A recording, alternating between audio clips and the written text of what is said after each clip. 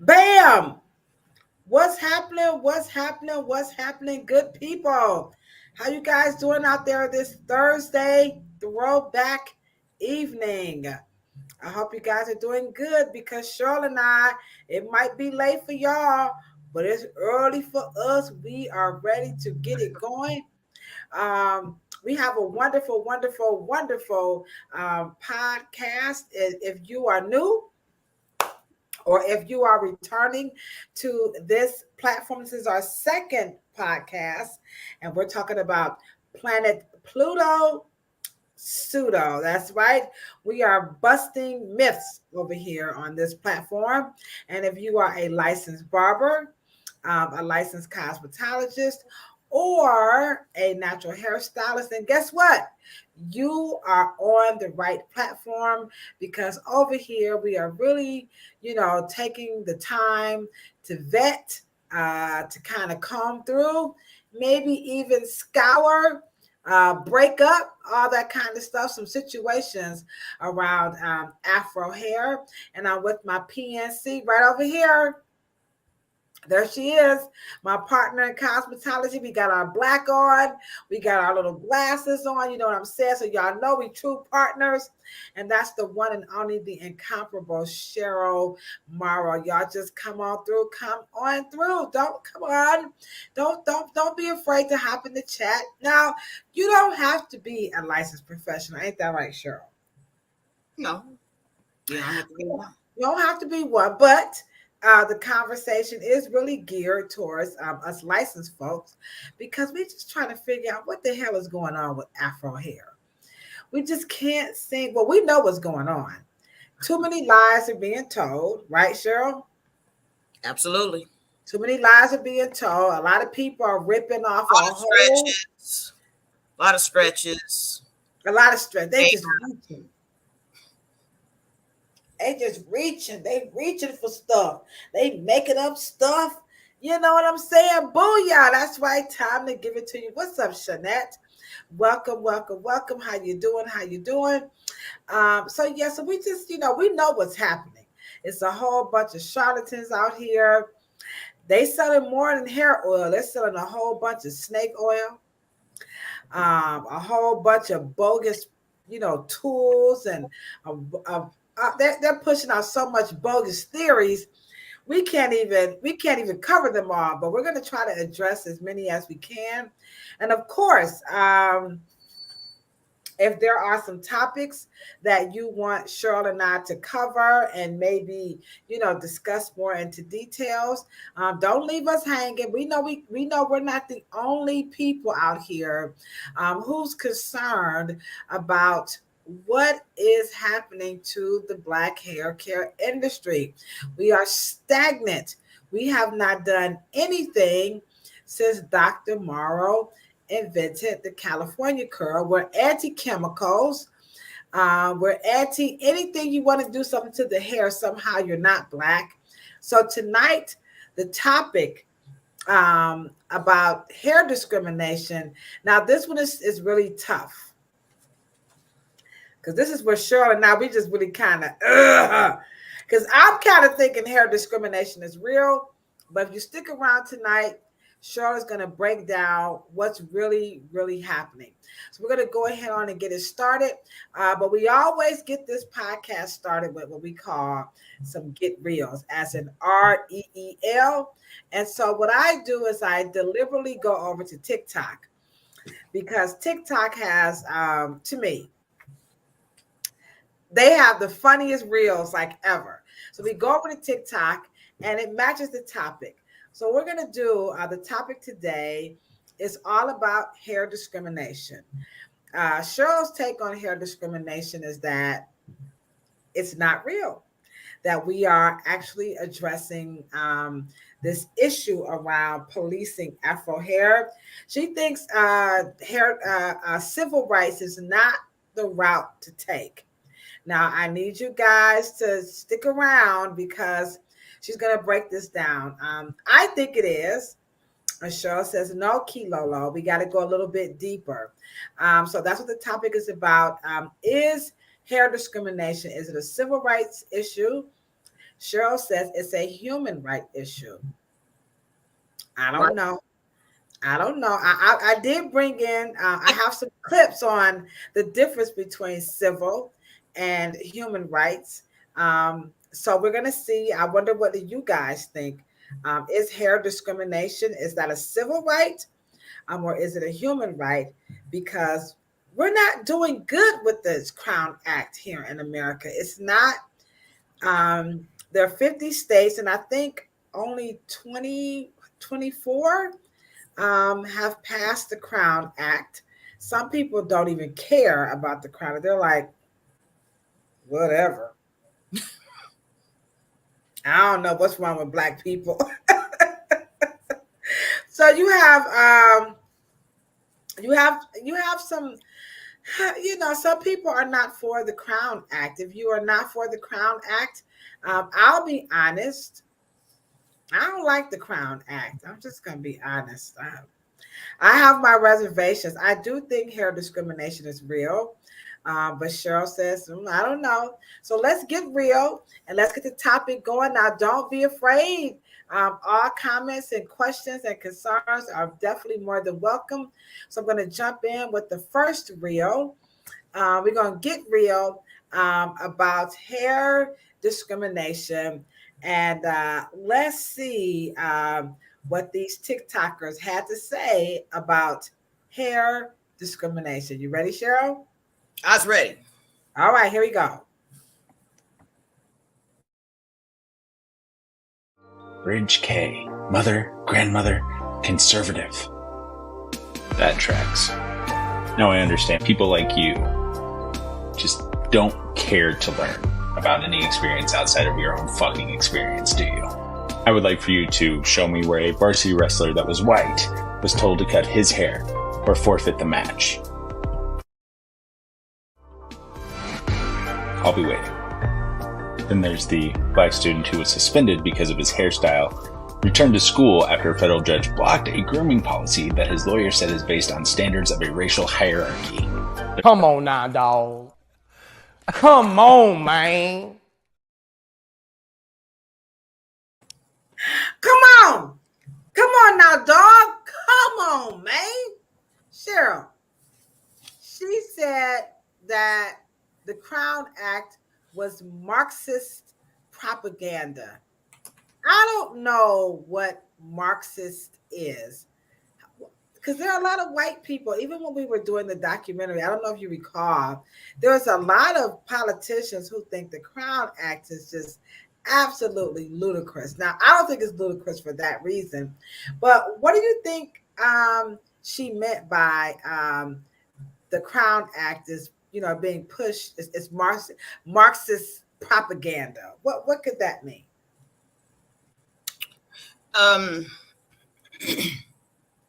Well, let's just put it this way. I don't know what she meant by it. Maybe it's too liberal. It's akin to socialism. But the an enormous blunder by politicians and lawyers. And we often talk about how cosmetology and professional hairstylists in the actual beauty world was not a part of it. Only a beauty man or personal care manufacturer, I think Dove, right? Right. It could have been a couple of more, but strangely, people and professionals who deal with the public were not invited in to the whole conversation. So, and once again, and it was over politicized, I will say that, and it's not enforceable. See, that's my problem. It's not enforceable under the effort that. So you don't think these companies are going to be able? People aren't going to be able to sue and get paid for hair discrimination? Well, look at most of the recent case. I think that there was a case of where a woman actually was hired. See, at that point, it's not about her hair. It was about the employment. So she won on the employment issue, not the hair issue. Yeah, the Crown Act is not, they're not able to pull this off like people think. I think companies are, I don't know, maybe I'm wishful thinking. I think companies are trying to understand, Well, they don't have to understand here we go. because the Hold high. on, let me get situated because you ain't gonna get me tonight. Now, wait a minute now. Companies do have to understand, Cheryl. I mean, they need people to work, right? Dress codes are protected under courts always and will always, and the Supreme Court has made it very clear that they will protect schools and they will protect employers. Okay. They have been very staunch and very clear about that. Well, Courts usually 9 times out of 10 will rule in the favor of the school and the employer. So that means that it is not enforceable. it's not enforceable. Okay. What Right. what happens is the people who usually get intertwined into litigation, it ends up being an employment issue. Did you fire them? Did you, because at the end of the day, they're always hired and offered the job while they have the same hair that they have when they complain and tell them to change it. But don't you think just the very nature, come on now. If I come into an interview and I have my hair like this, and then I No, come back. no, they're not coming back. Locks and braids are not that. No, I'm saying if I went on an interview and I had my hair like this and I got the job, and then I came back and I had some. And they tell you, oh yeah, by the way, that blonde part up there, you're gonna have to dye that back. So there's a debate between natural hair color and natural hair styles. Is that what you're saying? It's not based on natural hair, anything. It's based on dress code. Okay, guys. What you say, is a hairstyle a dress code, or is a hairstyle And if you don't fit that, courts usually side with dress codes because dress codes are legal. Dress code enforcement is legal. So where's the fine line? I mean, when will people get to just wear their hair the way they want to wear their hair? Well, here's the language. The Crown Act goes in and out of double language.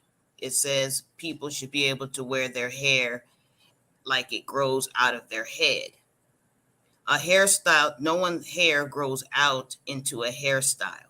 Now that's my problem with the Crown Act. I'm like, hey, y'all. It doesn't grow in a hairstyle. Yeah. You create, your hair comes out just the way it comes out. You choose to style it in a cultural hair style. That's what style means. The style is mutable.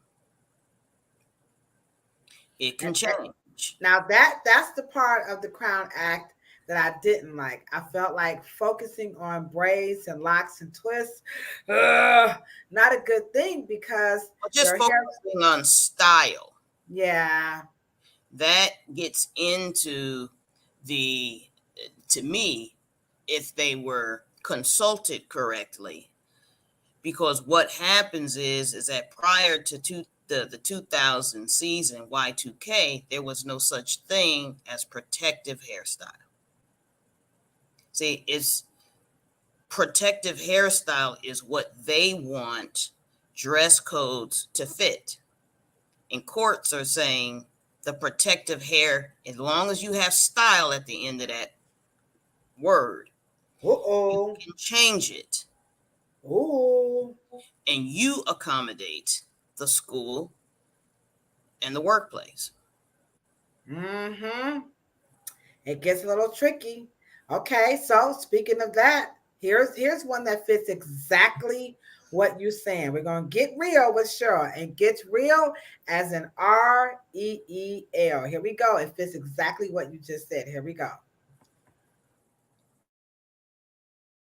This is why the Crown Act, which prohibits discrimination based on hair texture and hairstyle, should be passed in every single state. This teenager from North Carolina says that Chick-fil-A sent her home for having unnatural hair.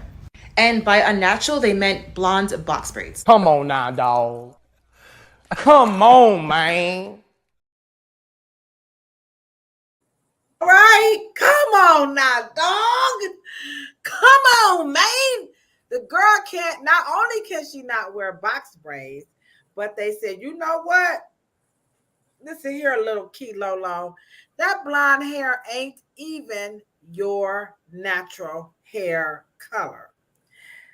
So going back to what you said, that hairstyles do fall under a dress code, and hairstyles, they are mutable. You can change them. That is not how your hair grows from your scalp. And I think that is making it very, very hard to win and even fight those cases. Absolutely. The moment you put style at the end of anything, the style, it is akin to your choice. It's interchangeable. It's about fashion. And now if I tell you not to wear that coat to school, and I tell you to get back into your uniform, then you have to do that. And that's why courts side with schools and employers all the time. Well, hey, Gwendolyn, welcome to Planet Pluto. We busting up all the pseudos on this planet. So she says, what if the hairstyle becomes a safety issue, right? And if your hair is too long and you work around machinery, or maybe some type of liquids, that could be, so there are some times when hairstyles, Absolutely. that wouldn't be a black. I don't know to date if we've had any major catastrophes because of a hairstyle at the job. But that wouldn't be a black issue. That would be an everybody issue, because there's more people whose hair grow on their shoulders or down their back. I think they would be making reference to those long dreads, those dreadful locks. I think. Or one of the, right. Roland Martin, I think when Roland Martin hit the conversation on the last issue about the football player that taped his coach. But the problem is that how long has he been on the team? Because his hair was on his shoulder. So I'm sure he got on the team while the hair was shorter at that point. But what is it about locks that, the fear that it's going to get caught in the machinery, or that is not professional braids, and like the video there? What is it about these hairstyles? Let me ask you a question. You can wear locks and long hair in the NFL, but why can't you wear it on a sport that's not a contact sport like baseball? I don't know. Let's hear a little bit of what this gentleman. I call this one. Come on, massa. That's what his thing says. Let me play. Let's hear what he had to say about that. What I should have said in the beginning was, this is what you got to do with your hair. And then once you do that, then I'll let you come out there. Okay. And I didn't do that. Again, this was my fault. Okay. I think it also kind of discrepancies when there's other guys on the team. We're not talking about other guys. I told you before on the phone, we're not going down that route. Why would I go down that route again? I'm just saying, like, this is stuff that people is telling me. I don't care what anyone else says. This is between you and me. I'm the head coach. The dumbest that shit people say about black hair.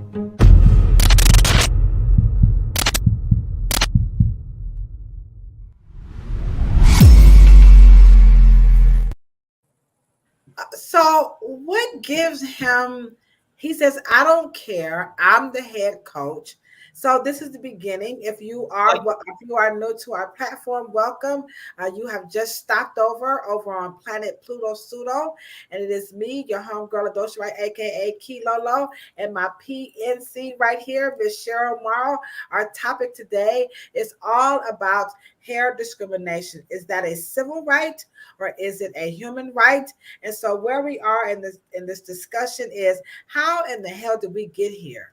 How did we get here? It's 2023. And you don't think that what this coach is saying is that I don't care. I'm the coach. I can tell you how to wear your hair. That ain't discrimination, Cheryl? Well, listen to what and how he said it. What he is saying is, you are correct. He said, this is me and you. I have a problem with your hair. And what he is saying is that I don't care about fairness.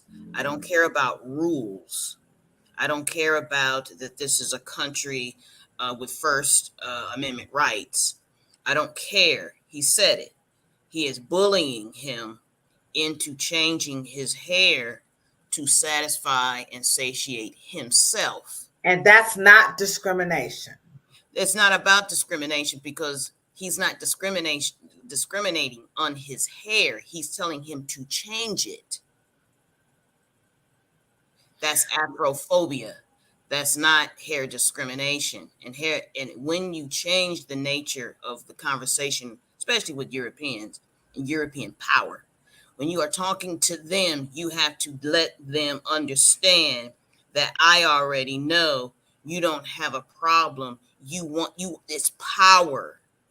It's not about the fact that, he's going to go around and just he's irritated by his hair. He's not worried about a safety issue. He plays baseball, for God's sake. He's not worried about the hair. He's not worried about safety issues or anything. His hair bothers him. Well, wait now. So it says here, discrimination, the unjust or prejudicial treatment of different categories of people. Yeah, but it's called hair discrimination. It's not called just plain discrimination. Under discrimination, he didn't need the Crown Act, right? No, smarty pants. He didn't need the Crown Act. If it was just general, he couldn't. It was just general discrimination. But that's not what the story in Roland Martin. That's not what the story is. That's not what Black people are talking about. They're talking about hair discrimination. He was allowed to be on the team. He said he's on the roster. He's actually a player. Right. He's an athlete. Right? Right. But he can't play, though. But you cannot go on the field. He said, I'll let you on there if you just give me this one little thing. But isn't that unjust? No one is arguing that it's not unjust. It's just that you can't use the Crown Act. And that was what it was for. And it's bullshit because you can't use it. I'm confused. Anybody in the chat, wake up. Come on, guys. I'm confused. I think if someone says to me, Ladosha, your hair is orange and yellow, that is not the way it grows. You cannot be on this podcast. To me, that is just unjust. I mean, this is my hair. It is my natural hair. Right. But when you go to the litigation, you're going to use an act that is not going to be enforceable and cover you under your unjust act. It's not going to cover you because they're not telling you to cut your hair off. Well, now remember, in the one they did ask the guy to cut that. Well, they cut it off.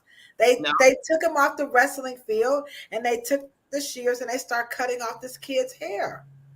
No, they didn't cut the whole head off. They cut the locks shorter. Now, Cheryl, you're making me angry. Now you have to understand now. This kid got chosen to wrestle with the same hair. He didn't change. Right. That ain't discrimination. So what I'm not saying it's not discrimination. It's not you. We're talking about the Crown Act, right? Right. You cannot litigate that way. The Crown Act is virtually useless. And then two, the court is gonna, in the highest court in the land, said he could change it. Didn't he change it right then and there? He cut it. See, they boxed him in, they made him play, but he couldn't finish. Just like most young people, did they get in the school with the same hair? They're not saying, oh, hair discrimination would be, oh, you can't enroll here. But they let you enroll. They let you go. Okay. It's not. I needed a light bulb to go off. Okay, so they let him in. So they really he's got the same hair. He's got the same essence. He's got the same skin, same hair, same texture, everything. They let him on. Now, here's the argument that broadens it for me. Well, what else comes with blackness when we show up? Especially in Africa. Our skin color? Yeah, but our physicality. I was just getting ready to go there. Our high physicality. Our ability to kick your ass. Okay? Well, you love that. But I know how black people can fight. Well, at the end of the day, the whole world will not argue that black athletes have a competitive advantage. An advantage. They do. Not all, but I got you.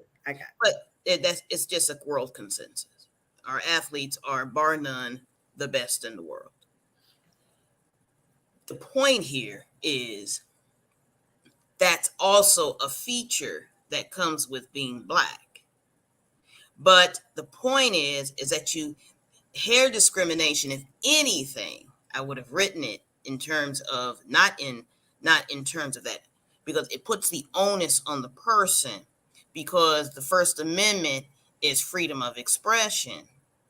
But when you have the Afrophobia, what I meant to say, when you have Afrophobia, what they're doing is that they have microaggression.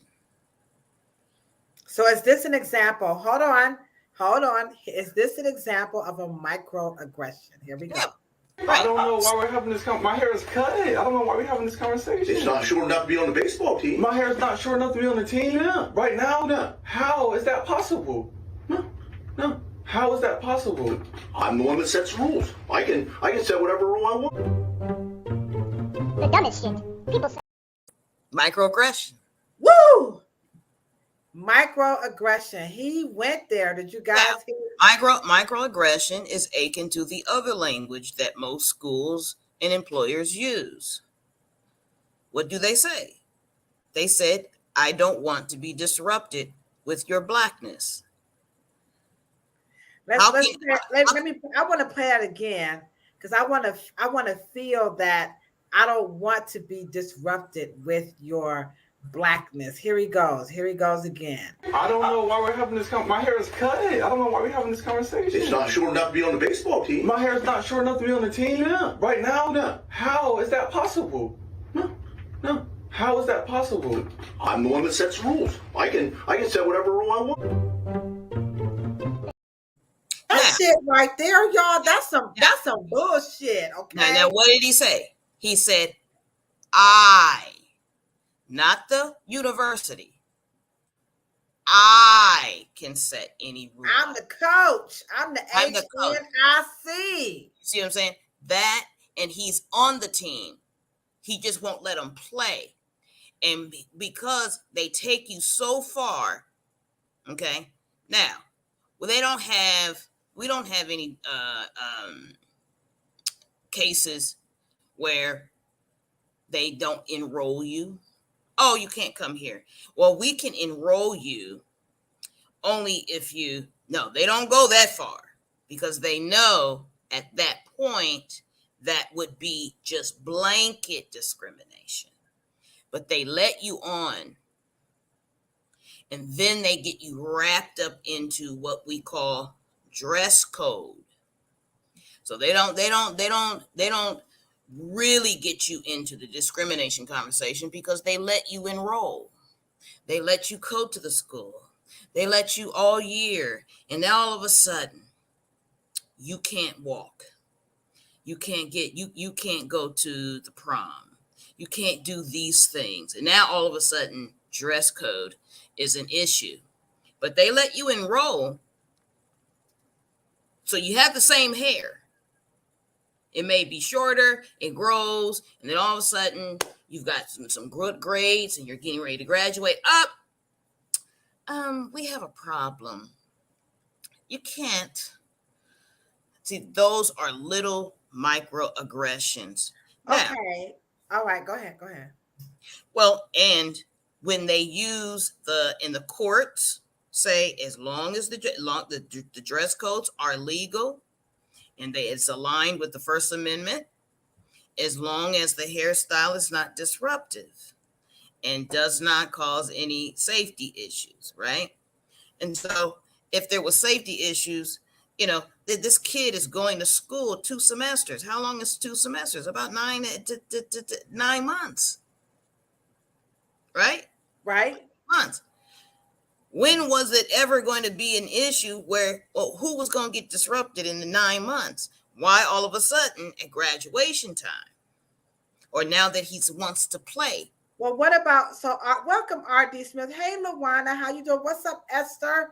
Welcome to the chat. Let's give us a couple of super D shout outs, Cheryl, before I ask the next question. We got Shanette is in the chat. What's happening? Miss Dupree Pittman, how are you? Hey, our new subscriber, Miss Bennett. We got our homegirl, Esther T. Jones is in the chat. And then we have R.D. Smith. What's happening? Now, R.D. Smith has something very interesting, which is where I'm at, R.D. This is where I'm at, Mr. Smith. Here we go. Might be time to just quit that dang on team,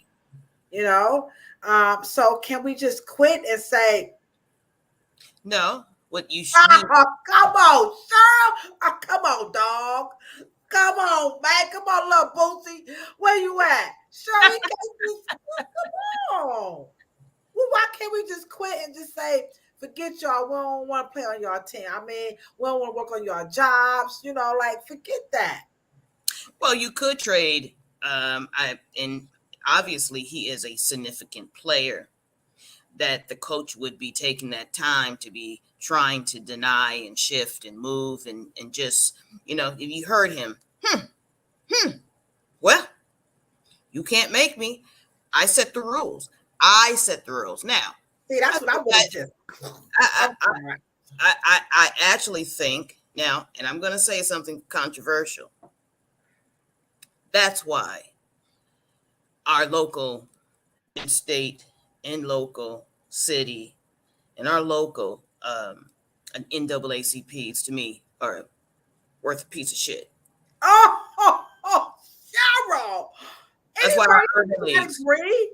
they're useless. Oh, because all you have, they're not even scared anymore. Because at the end of the day, when the provost and the president of that particular university, when a coach says, that's not policy. That's his choice. And because he knows the kid wants to play. See, that is microaggression. That is manipulation. And it's bullying. Well, I just renewed my NAACP membership of the Cleveland chapter. Anybody have some issues agree with Cheryl's comment that the NAACP and all those other lettered organizations are not doing their part properly? So while we wait for some people to answer, because you know how there's a little delay here. There's no one to pull that coach to the side and say, we're here. Okay, we're here to get these kids playing. and to teach them to work together and share. And here you are playing politics with hair. And there are other people on the team with just, because the kid said it. And there are people here who do have hair outside of their bald cap. Is there a problem? Because you are starting a problem because you said I, and we as a university have a policy.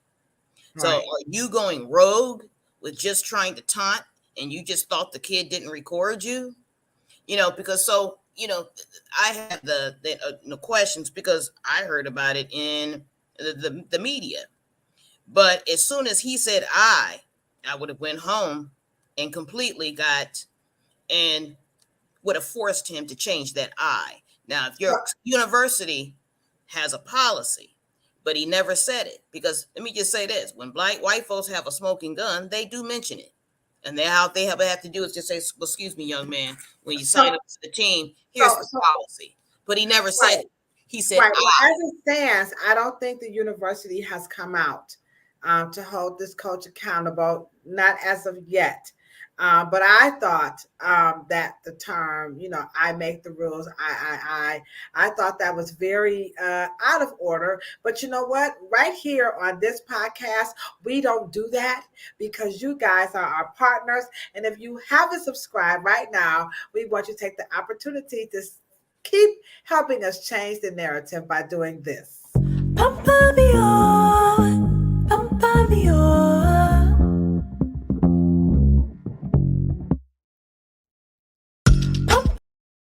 That's right, guys. We ain't acting like that over here. We're not going to get you, oh, hold on, wait a minute. You didn't agree with us. We make the rules.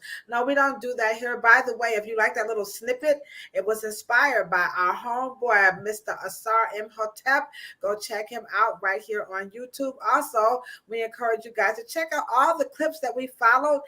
That clip came from Mr. Roland Martin. So make sure you go over and check out their page over here on YouTube. Wonderful, wonderful, wonderful content. As you can see, Roland Martin got us all over here talking about this whole hair discrimination. Oh my gosh. Here go R.D. Smith. Oh boy, it gets a little spicy late at night. Last I heard, NAACP hasn't done Jack Ruby, and she hasn't done anything major for us at all in years, unless I missed it. So there you have it. Oh, maybe I should renew my NAACP membership. I came in a Cracker Jack box as far as I'm concerned.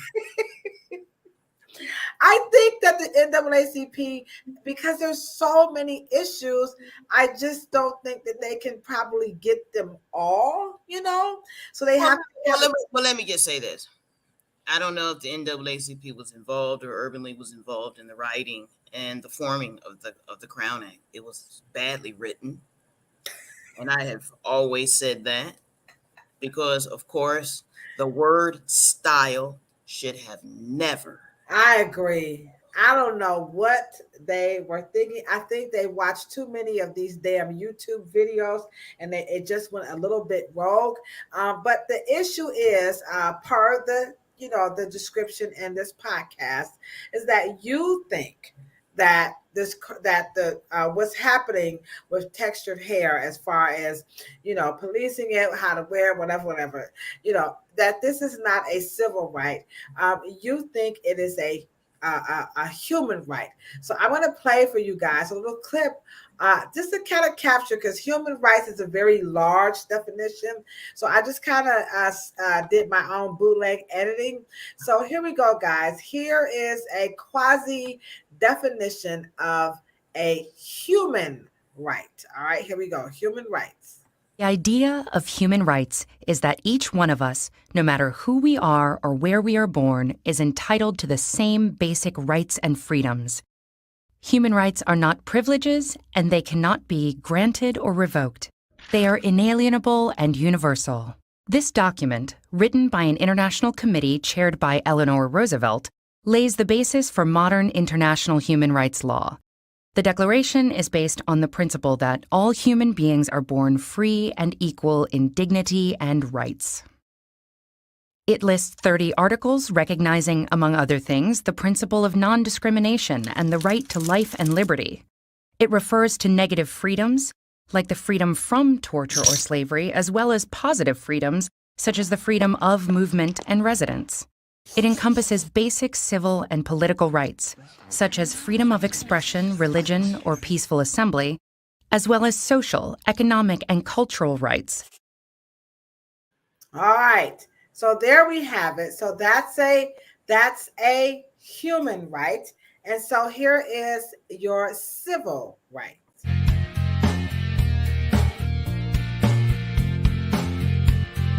Equality is an important feature of a democracy. The concept of civil rights means people are guaranteed equal treatment in political and social situations. In other words, people have the right to be free from discrimination. In the U.S., civil rights are protected by the Constitution, Bill of Rights, laws, and court decisions. Okay, so I get it. So you're saying once you put hair in front of that, hair can't be those other qualifiers. Is that what you're saying? No. No, okay. The moment you put style, that's what I said. Hair is akin to you're being human. It's a human feature. It's gonna grow when you arrive here, when you're born. You have it when you die. It is like brown eyes. It is like eyebrows. It is like, that's what, when we had the breastfeeding issue, that's what pregnant women, that's how they feed their children, if that's how they choose to, and nurture them. But here we go again, when you put protective hair style in the bill, all bets were off. And that is because we don't have think tanks when we go into what they say, the political and social arena. Well, why in all of their glory, right? All of these lawyers and, fancy, legal people, why haven't they deduced the human right, theory? Why are they stuck on it as a civil right with the whole hairstyle? As you said, they put the word style on the end of it. And you're, because I'm still trying to figure out, how do we get here? What? Well, we got here because the natural hair, because let's just say for all intents and purposes, they never put protective hairstyle in it, right? Right. And they said we wanted to protect natural hair. That's the same as saying all lives matter. Because everybody has natural hair. See, it's not enforceable. I don't think it's enforceable. What do you guys think? I agree with you. I still struggle that it's not discrimination, Well, in the act of how they tell Black people and young Black people, how they tell them, and then what they prevent them. Now, because you remember, in the human right video, you said right to freedom of expression, right, freedom from discrimination, freedom, the right to movements. Well, then what you're saying is that you can enroll me in the school, but I can't make a movement to actually get the diploma that I've earned. Cut my hair. You have to be very key and smart when white folks talk to you. You cannot it's not the style.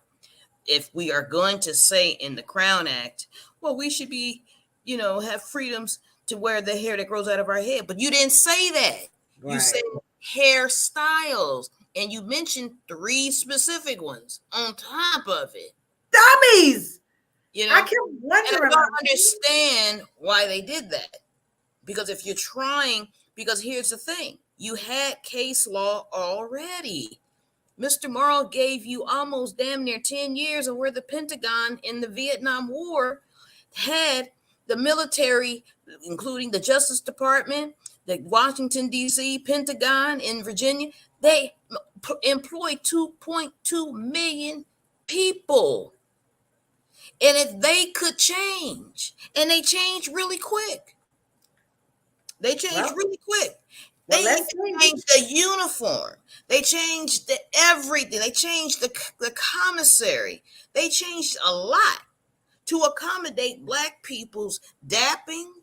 They changed their language. They were allowed to use it. They put their combs and products and Afro picks, because I remember my dad getting the Afro combs ready to take it down to the military bases. And he had an Afro hair, Black shaving men's hair, and the whole nine that was exclusively Black. So if you have 2.2 million and you have in the Justice Department, the Pentagon, the armed forces, if they could change, don't tell me that you can't accommodate under human rights law. Now, did we fundamentally make a mistake? Yeah. And that's why it's not enforceable. And that's why you had the highest court in the land. And ironically, who has locks on the highest court in the land? Ketanji. I mean, it is so ludicrous. If locks is appropriate, so that means that they do what they want to do, and you have these states and little pockets of universities and these coaches and these personalities having these little microaggressions towards Blackness, and that's why I said he had a phobic moment. See, he had a trigger moment. I don't like it, and I want you to change it. I make the rule. But it almost sounds like what you're saying too, Cheryl. You guys let me know how you feel. Esther has something very interesting to say. Here's what she said. But in the meantime, it also sounds like here's what she said. She said lawyers get paid per hour. So the longer the cases drag on, the more money they make. They have no, oh my gosh, Esther, you're breaking my heart. They can't win them. They can't. Oh my God. They can suck. They can become a succubus if they want to, and it can just be some deep black hole that just wastes people's money. But the highest courts and the superior courts, they're not winning the cases. They're winning them when they either made the person so uncomfortable that they left, or they fired them, or something of that. But it's an employment issue. That's where the general discrimination comes. Yeah, but it also sounds like hair discrimination is not the reason why they're winning the cases. Right, that is true. But it also sounds like what you're saying is that this discrimination, because you keep using the term, you're always saying, Afrophobia, that, even in that clip, it was all about, I don't like it. But it's almost like you're saying that if we stick with this Crown Act, we allow people who have that personal fear to hide behind these bills instead of turning that around and say, you know what, Coach, what's your problem with my hair? Because at some point, you guys remember in I think it's a movie, Few Good Men. I heard of it, but I don't think I saw it. Well, it's a moment where I think I forgot the two characters, the actors, but Tom, the little short guy, and Google Few Good Men. I'm looking it up. Okay, and Demi Moore was also in it. Anyway, and the main lawyer pushed him and pushed one of the characters. Jack Nicholson was on the Tom Cruise. Yeah. Tom Cruise pushed him. He wanted to say it. He pushed the Jack Nicholson character to the point where he says, why? And he kept pushing him. And he says, I want the truth. And I want the truth. And he just said it because the coach, he could have pushed him. What is it about my hair that you don't like? What is it about my hair that makes you so uncomfortable? He probably would have said it. I don't like it, and it's not it's not a good representation of our team. And this is America's game, and I want you to look real true American. Okay, I said it. He probably could have pushed him there while he had the recording on, but of course, we didn't have a think tank and a strategy and a plan before he recorded them. Okay, because he wanted to say it. That's why he kept saying, well, he wanted to go there. He wanted to tell him, I don't like it. I want to look on my team. I want my players to look a certain way. That's what he wanted to say. And so, it's funny. And we're never going to get any good case law out of the Crown Act because it's not winnable and it's not enforceable. At best. Here she go, right here. Bam. Hold on, I got you, Katalia. Hold on. She says this. Here you go. Bam. Jack Nicholson, you can't handle the truth. All right. There it is. You can't handle the truth. But right here on planet Pluto Pseudo, you're going to get the truth. You're going to get that. If you don't get nothing else, you don't. Thank you so much, Miss Stephania. That was some dope. That was a mic drop situation. So what is the most what is the most feature? What did white America call the Afro? What feature, what behavior did they put on the person without knowing the person? Unruly. No, defiant. Oh, that same thing. Defiant. A little boy with a nice close cravat, close hairstyle, has a shirt and tie. He's showing up to school. And then you have a little boy just coming in. He's cool, and he's got his little turtleneck, and he's got his little afro. And you are talking about Afrophobia at that time because one is a triggering hairstyle that disrupts what? When they say the look of America, what are they saying? And the conversation of hair discrimination needs to push white America further. What are you talking about? What is it about something that has nothing to do with you? What would make it disruptive? Explain that. Well, we can't.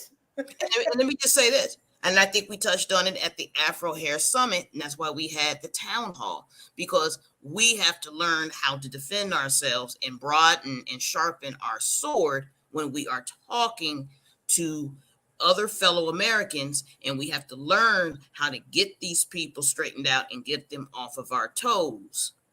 And so when the person says to me, and I think it was the lovely host, that the interviewer was interviewing me, said, well, what could we do about, in the meantime, back at the ranch, what can we do about racism?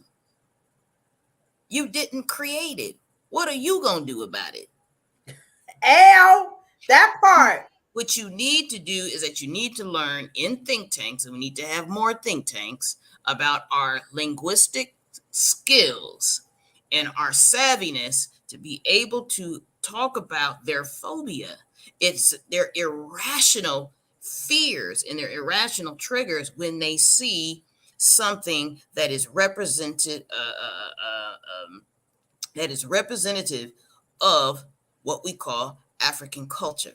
What is triggering around? Because anything from African culture has not enslaved you. Anything from African culture has not killed you. Anything from African culture has not raped you. It has not Jim Crowed you. It has not enslaved you. What is it about my African or any hairstyle that's connected to the diaspora? What is it? Please express it to me. And I want you to tell it to me, since you have the nerve to write constitutions and Bill of Rights, and you have things and policies and rights and civil rights and civil law and case law and acts and bills. What the hell is your discomfort? Tell me, because I don't know. I don't understand. When you look at me, what are you seeing? And that puts the onus back on their psychology, their emotional knee-jerk reactions, their microaggressions. Please let me help you with your problem. Right. And in the Afro Hair Summit, that is something that, Cheryl pushed. If you are a licensed professional and you are in the chat or you're watching this during the live or post the live, this is our newfound role when we talk about addressing some of these modern day issues that we're dealing with, is that we do need to encourage our customers and our fellow licensed professionals to ask that question and not allow them to hide behind the term discrimination or any of that, because it just it doesn't move the needle. It just keeps them hiding behind, it's not me, it's you. I can do this, you can't do that. But remember, we have this book. This is our book of the month. And it's called Stop Jim Crow, African American Beauty During Segregation. So this topic is very, very befitting. The author is Julia Kirk Black Welder. This is from Texas A&M University Press. I don't think you can find this in Barnes and Noble, but here we go. To your point about confronting them, during the 1960s, they had this poll tax in Texas. And so J.H. Jemison, who this book really covers a lot of his work, he was an African-American school owner. And you talk about the other lady all the time. I forgot her name. But you always mention her name, but she's in here a lot too. And so what they did was they actually confronted some white folks on this poll tax situation. And what's your problem? What's your problem with us? And you got this poll tax. This is on page 128. And so what they ended up doing was they pretty much was like, well, you guys are like working, without the license. There's a lot of people working without license. And they say, hey, we ain't our Black people ain't the only people working without a license. White people doing it too. So they confronted that. Exactly what Cheryl said we should do. So what did they do? African American and white beauticians had a vested interest in suppressing the activities of unlicensed hairdressers who undercut the prices. So they pushed what? The education for licensing. So Cheryl is absolutely right. We have done this before. We can, and white people do know how to respond, but we have to answer them. And that was a very amicable resolve, though it did not necessarily desegregate, how we do hair, because Black people still primarily go to Black people, and white people still primarily go to white people. But the vested interest of not allowing people without education and license to, dumb down the industry, they put aside that and said, let's get together and make this license thing legit. But they were only able to do that when they did what Cheryl said: confront them. What is your problem with me as a beautician? And you'll get more under Styling Jim Crow and African American Beauty Training during segregation. And so there you have it. So here you go. I like this too. She says, I've given up on trying to figure out them and their hatred. She's just given up. And so we're saying, and let me just say this: as long as we keep using 20th century language, this is not, just a simple hatred. This is not just simple. We have never actually really actually said, and we've never really actually called it by its real name. And African Americans and Black folks in this country, we really do have very weak arguments. We have intellectual laziness. I've always said that, because the way that the Roland Martin journalist told this story and commentated on it, it was real vanilla, real light, And, the same talking points. We should be able to wear our hair, but that is not where it is. It is not you. You are not the problem. We have to start shifting the isms on the diseased, on the person who has the disease. You treat a sick person, you treat illnesses within the container of whose it's embodied.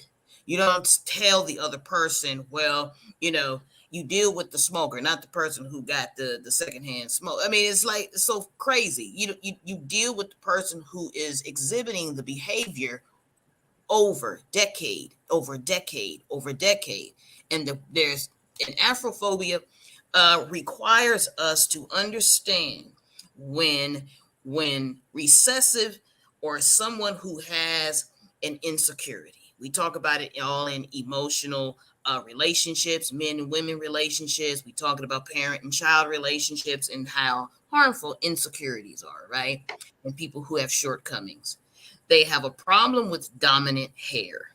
They have a problem with dominant features. They have. So you're saying, so let me interrupt you. So you're saying that when we keep taking in the problem like it's something that something's wrong with us, or that's how we talk about everything, right? We internalize it. That's true. Then want to talk about it from our feelings. I think that victimization mode, it sounds very empowering, because I remember I wanted to kind of say that too. Well, look what they doing to us, and look what they depriving from us, and look at how they've been treating us. This is 2023, and it's, so it's always putting it. Every social illness has a sadist and a masochist. Ew. Okay? The person will take on the victim of being of and then they'll create a world around that, in terms that the person who experiences has to be the medicine of dealing with the person who's actually doing it, instead of making the criminal the person who's giving the discrimination, the criminal who is actually doing it. We need to examine you and make the person who's administering the pain, that's the sick person, not the victim after it happens. And so when we talk about either racism or sexism or any ism, but hair discrimination, at the end of the day, when you used to wear the hairstyle in the 1700s, 1800s, 1900 in the 20th century, we all wore braids. We all wore basically the same hairstyle. So what is it about it now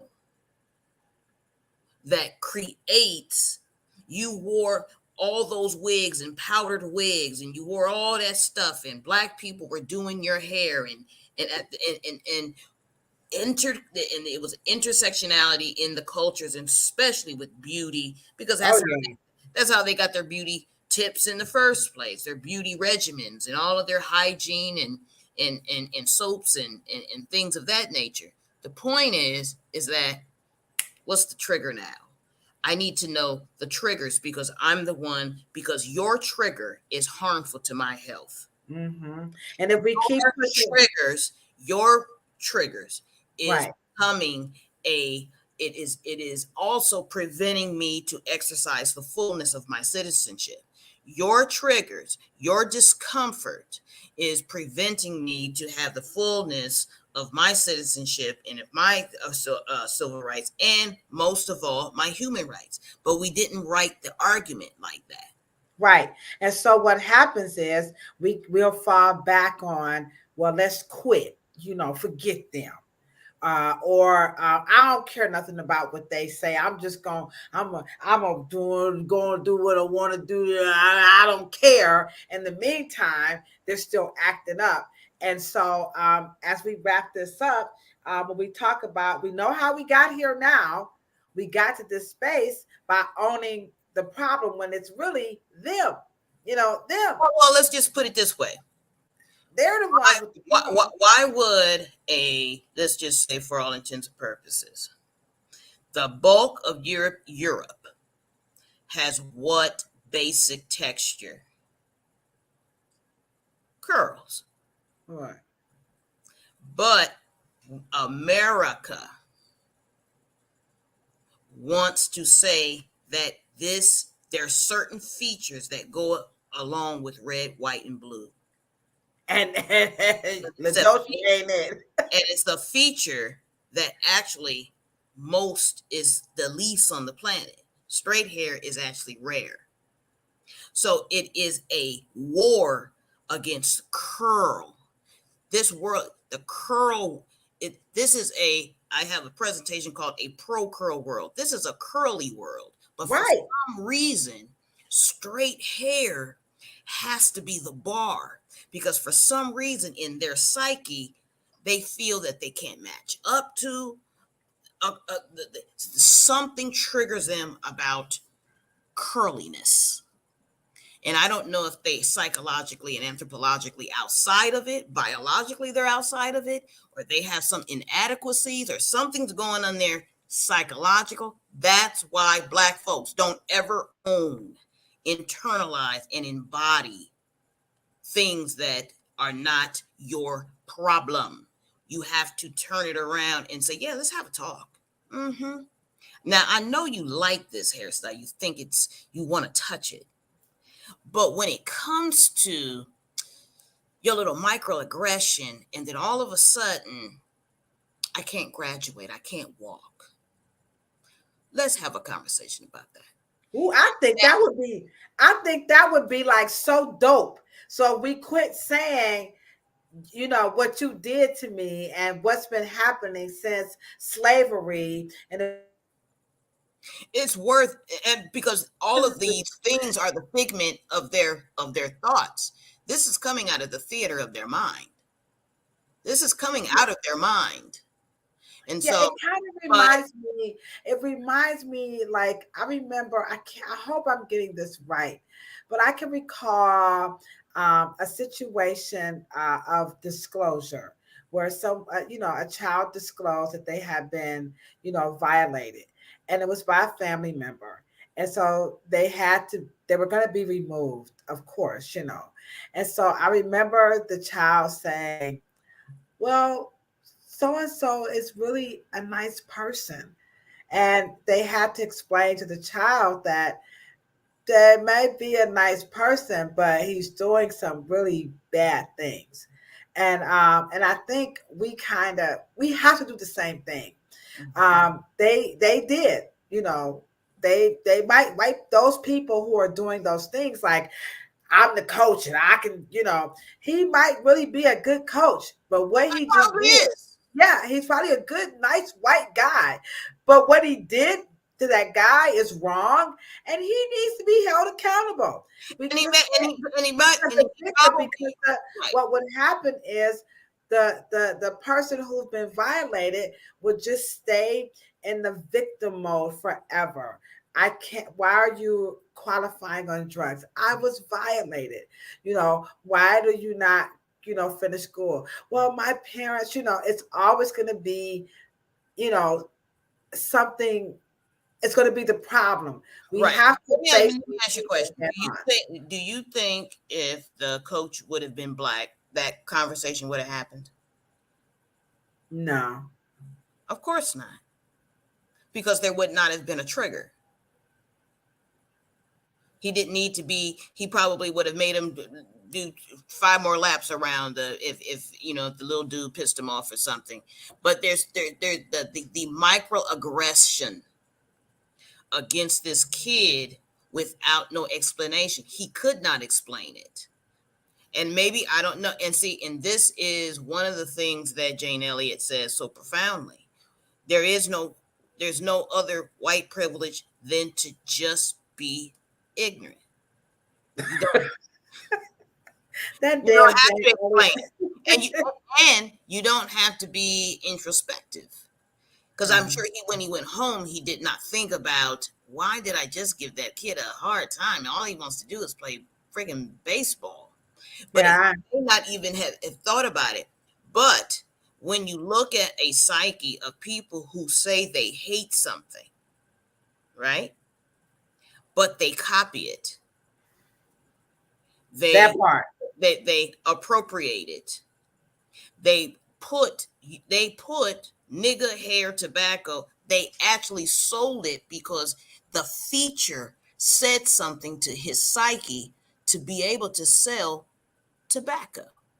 Like, what is going on in the mind of people who say they hate something, but they use it in commerce law, and trademarks, and in the markets, and use it in capital markets, and use it and exploit it? That is like, really, and I'm fascinated by it because I study Afrophobia, the phobia that causes irrational fear and triggers certain emotional feelings that are within the self, but it's projected onto you. And because they have the power within their systems, hey, I'm the boss. Well, hey, you're going to have to do what you got to do. You coming out. That is what power does when it does not know why it doesn't like something. They know something is just going on with them emotionally. And I think that is where we need to start putting things back on them. Okay, guys. You got it. I hope you have I feel it. I feel the difference. I feel like I've got something here. I do now. I don't feel, I know that this hair issue, it really is a human right issue. We have to put these issues back onto the people who have the problem. It's really, it's not us. And we have to not hide behind these issues with, I don't care what they think, and woe is me, that type of situation. We can have those comments, but we need to turn that conversation, back around and put the onus back on them. In the meantime, don't forget, we are going to be back on this channel on Monday at 6:00 p.m. And we are going to be discussing heat damage. When your hair is straight here and then streaky here, you flat iron it or you braid it, and then your curls won't go back. People are always saying the heat damaged my hair. All my curls are gone because somebody flat ironed it or blow dried it, and now my curls won't come back. So we are going to discuss heat damage, and that's some dumb shit that people say about black hair, because I'm still like, come on, dog.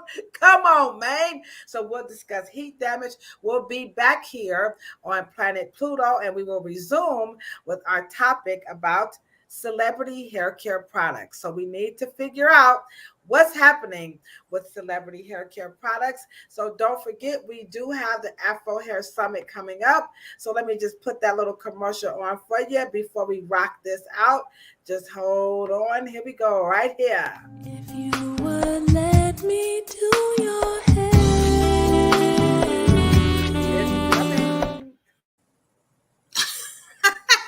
If you would let me do I don't know what's wrong with this thing. Okay, maybe it don't want to come. I don't know what's happening there. Anywho, nothing's popping up today. I don't know what's going on. Anywho, late for you? I don't know what's going on. The Afro Hair Science Summit is taking place in Toledo, Ohio on Monday, October the 23rd at Powell's Barber and Beauty Supply. All right, guys. All right, so Shan says, see you on planet Pluto. He is astro traveling. That's my big brother. All right, come on with us, and we will see you guys Monday and Thursday. Visit afrohairscience.com to learn more about the Afro Hair Science Summit. And you know what we say when we're signing out over here, right? Good, better, best. Never let it rest until your good is better and your better is best. Thank you so very much. Cheryl, you are the bomb.com. We can do this, guys. Turn those tables back around, put it back on them, and ask them, what's your damn problem with my hair? I know. Deuces.